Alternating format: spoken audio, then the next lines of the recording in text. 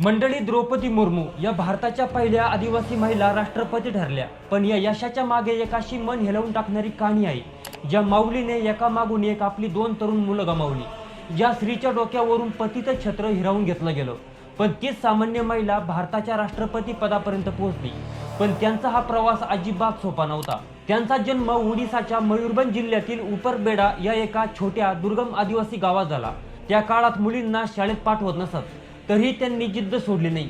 गरिबीशी लढत लढत त्या कशाबशा कॉलेजपर्यंत पोहोचल्या आणि आपल्या गावातल्या पहिल्या पदवीधर महिला ठरल्या. कॉलेज संपल्यानंतर कुटुंबाला आर्थिक मदत व्हावी म्हणून त्यांनी ओडिसाच्या पाटबंधारे विभागात कारकूर म्हणून नोकरी केली. पण त्यांचं मन तिथे रमलं नाही. त्यांना समाजासाठी, विशेषतः लहान मुलांसाठी काहीतरी करायचं होतं. म्हणून त्यांनी नोकरी सोडून शिक्षिका बनण्याचा निर्णय घेतला. त्या गरीब मुलांना अगदी मोफत शिक्षण देऊ लागल्या, जेणेकरून दुर्गम भागातील मुलं शिक्षणापासून वंचित राहणार नाही. लोकांशी असलेल्या या जिव्हाळ्यामुळे 1997 मध्ये त्यांनी पहिल्यांदा रायरंगपूर नगरपंचायतीची निवडणूक लढवली आणि त्या नगरसेविका म्हणून निवडून आल्या. त्या एवढ्यावरच थांबल्या नाही, तर त्यांच्या प्रामाणिक कामामुळे त्या पुढे 2 वेळा आमदार झाल्या आणि ओडिसामध्ये त्यांना वाणिज्य आणि वाहतूक विभागाचे मंत्रीपद मिळाले. एक साधी आदिवासी महिला राज्याच्या मंत्रिमंडळात पोहोचली होती. सर्व काही अगदी स्वप्नासारखं आणि सुखाचं चाललं होतं.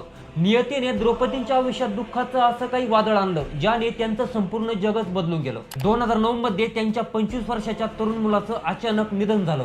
एका आईच्या डोळ्यादेखत तिचा तरुण मुलगा गेला. या धक्क्याने त्या पूर्णपणे कोलमडल्या. त्या अजून या दुःखातून सावरले नव्हत्या की 2013 मध्ये त्यांच्या दुसऱ्या मुलाचा एका रस्ते अपघातात मृत्यू झाला. 4 वर्षात 2 तरुण मुलं गमावणं हे एका आईसाठी सहन करण्याच्या पलीकडचं होतं.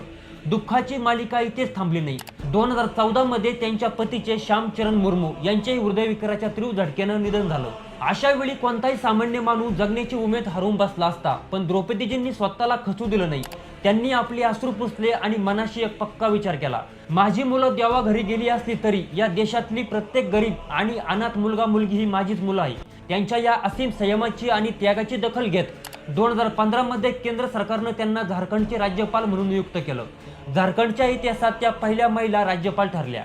ज्या माऊलीने आयुष्यात फक्त गरिबी, उपेक्षा आणि अपार दुःख पाहिलं होतं, तीच माऊली 2022 मध्ये देशाच्या सर्वोच्च खुर्चीवर भारताची राष्ट्रपती म्हणून विराजमान झाली. त्या देशाच्या पहिल्या आदिवासी महिला राष्ट्रपती आणि स्वातंत्र्यानंतर जन्मलेल्या पहिल्या राष्ट्रपती ठरल्या. द्रौपदी मुर्मू यांनी अख्ख्या जगाला दाखवून दिलं की नशीब तुमच्यावर किती क्रूर आघात करू, परिस्थिती किती गरिबीची असो, जर तुमच्या मनात हिंमत आणि धैर्य असेल तर तुम्ही जगाच्या शिखरावर पोहोचू शकता. तुम्हाला या हिंमतवान माऊलीचा संघर्ष कसा वाटला, कमेंट करून नक्की सांगा. आणि अशाच नवनवीन माहितीसाठी आपल्या वेद.com ला सबस्क्राईब करायला विसरू नका.